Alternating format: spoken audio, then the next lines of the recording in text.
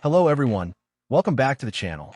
If your PDF keeps opening in single page view, even though you exported it from InDesign with the 2-up cover page setting, don't worry. This is a common Adobe Acrobat issue. And in this video, I'll show you a quick fix that takes less than a minute. Let's get started. Open Adobe Acrobat. Click on the menu button and select Preferences. You can also press Ctrl+K on your keyboard to open Preferences instantly.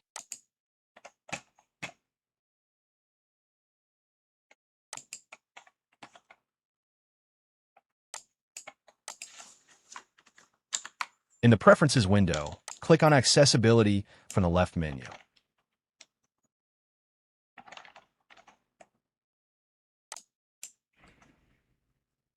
Under Override Page Display, uncheck the option. Always use Page Layout Style.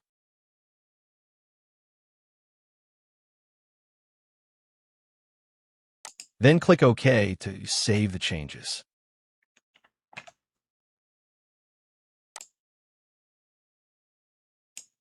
Now reopen your PDF file. It should open correctly in the 2-up view instead of reverting back to single-page view. Problem solved. I hope this quick tutorial helped you fix the issue.